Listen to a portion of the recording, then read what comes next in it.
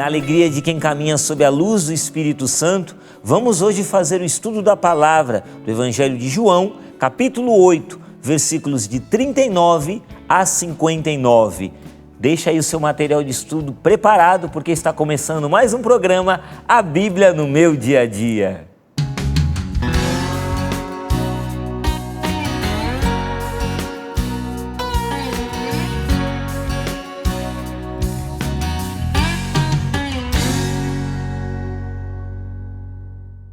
Mais uma vez é uma alegria, uma satisfação tremenda poder chegar até aí onde você se encontra, meu irmão e minha irmã. Que alegria estarmos juntos. Mais um programa, A Bíblia no Meu Dia a Dia, para mergulharmos nesta beleza, nesta maravilha, nesse oceano da sabedoria de Deus. Mergulhamos, que é a palavra, né? A palavra do Senhor, as Sagradas Escrituras. Nós mergulhamos e nos encharcamos da sabedoria de Deus, quando fazemos essa profunda experiência do estudo da palavra. Hoje, nosso estudo de hoje está no Evangelho de João, capítulo 8, versículos de 39 até o 59. Nós vamos começar o nosso estudo, mas você, em primeiro lugar, eu gostaria de dizer o seguinte: você aí em casa, que de repente está sintonizando agora pela primeira vez, seja muito bem-vindo à TV Canção Nova, e você tem uma dúvida, eu não sei como fazer esse estudo da palavra, gostaria de saber. Tem lá na internet, no site tv.cançãonova.com/bíblia, tem o primeiro programa da primeira temporada, onde o nosso pai fundador, Monsenhor Jonas Abib, e o padre Jonas, Monsenhor Jonas, ele explica tudo que está aqui, olha, a Bíblia no Meu Dia a Dia, nesse livro aqui. Então ele vai explicando de maneira muito pedagógica como fazer o estudo da palavra. Então está tudo ali, que está aqui nos livros, tem um livro diário, então tudo isso você também adquire, você consegue conhecer melhor vendo no site, tá bom? tv.cançãonova.com/bíblia. Fica aí a dica. Vamos juntos? Vamos começar o nosso estudo com a oração, como já é de costume. Vamos lá? Em nome do Pai, do Filho e do Espírito Santo. Amém. Vamos invocar a presença de Nossa Senhora, pedindo que ela nos conduza em mais um estudo da palavra. Ave Maria, cheia de graça, o Senhor é convosco. Bendita sois vós entre as mulheres, bendito é o fruto do vosso ventre, Jesus. Santa Maria, Mãe de Deus, rogai por nós, pecadores, agora e na hora de nossa morte. Amém. João capítulo 8, a partir do versículo 39. Eles responderam: nosso pai é Abraão. Jesus então lhes disse: se fosseis filhos de Abraão, praticaríeis as obras de Abraão. Agora, no entanto, procurais matar-me, porque vos falei a verdade que ouvi de Deus. Isto Abraão não fez. Versículo 41. Vós fazeis as obras do vosso pai. Eles disseram então a Jesus: nós não nascemos da prostituição, só temos um pai, Deus.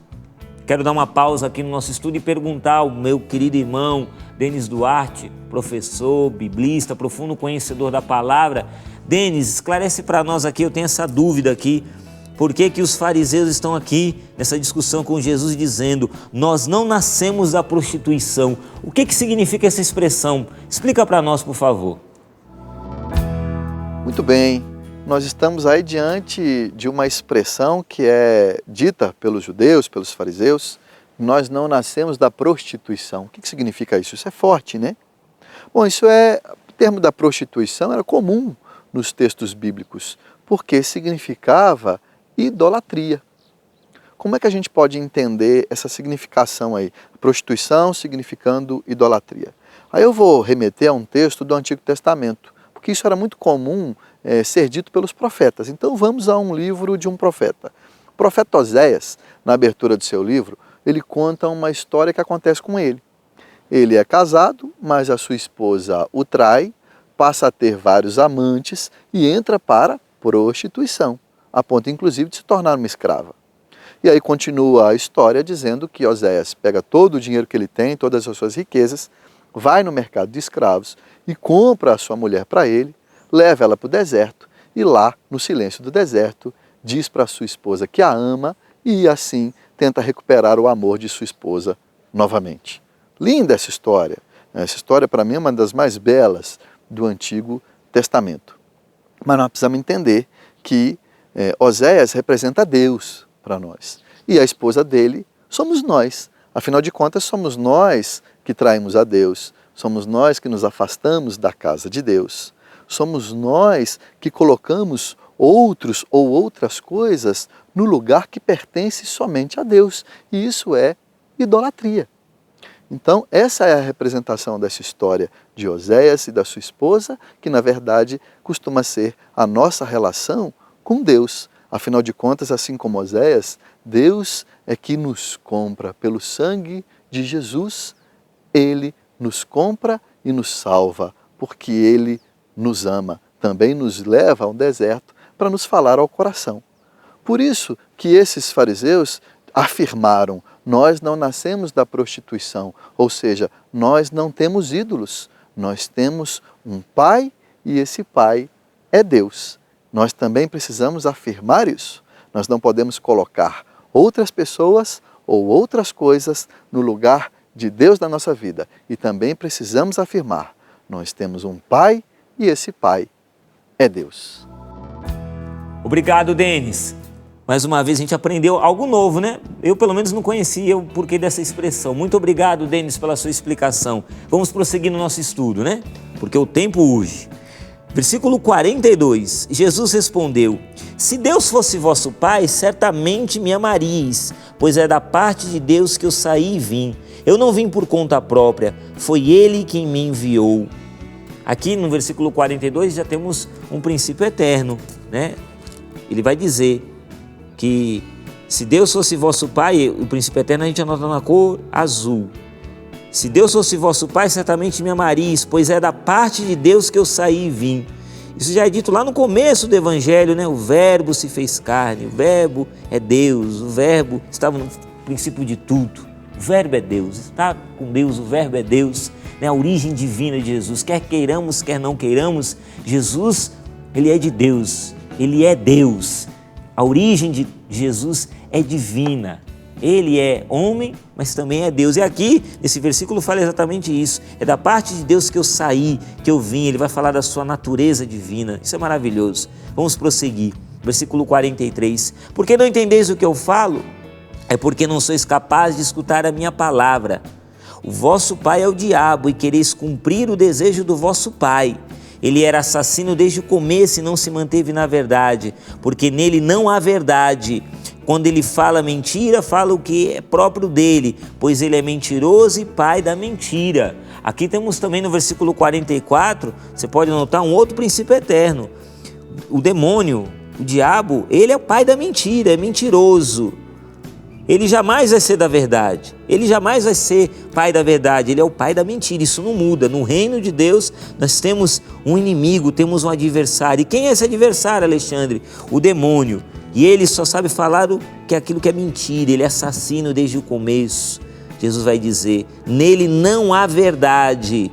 Isso não muda, meu irmão, não adianta buscar a verdade no inimigo, ele não tem verdade alguma, ele só tem mentira para nos oferecer. Versículo 45, em mim, pelo contrário, não acreditais porque fala a verdade. Quem de vós pode acusar-me de pecado, se eu digo a verdade? Por que não acreditais em mim? Quem é de Deus, escuta a palavra de Deus. Vós não escutais porque não sois de Deus. Versículo 47, outro princípio eterno. Estamos vendo que nesse trecho de hoje temos muitos princípios eternos, né? Quem é de Deus, escuta a palavra de Deus. É assim, no reino de Deus é assim.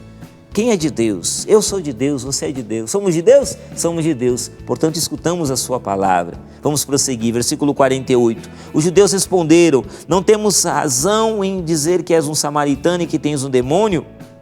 Jesus respondeu, eu não tenho demônio, eu honro o meu Pai, mas vós me desonrais. Eu não procuro a minha glória, existe aquele que a procura e que também julga. Versículo 51, em verdade vos digo, se alguém guardar a minha palavra, nunca haverá morte. Olha que beleza, meu irmão, uma promessa na cor verde. Vou grifar aqui, versículo 51, olha que promessa que encontramos aqui. Se alguém guardar a minha palavra, nunca haverá morte, viverá para sempre. Eu quero guardar a tua palavra, Senhor, eu tomo posse desta promessa.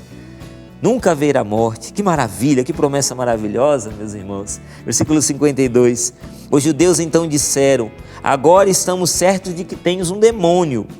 Abraão morreu e os profetas também, e tu dizes: se alguém guardar a minha palavra, jamais provará a morte. Porventura és maior do que nosso pai Abraão, que morreu, e também os profetas morreram. Quem tens a pretensão de ser?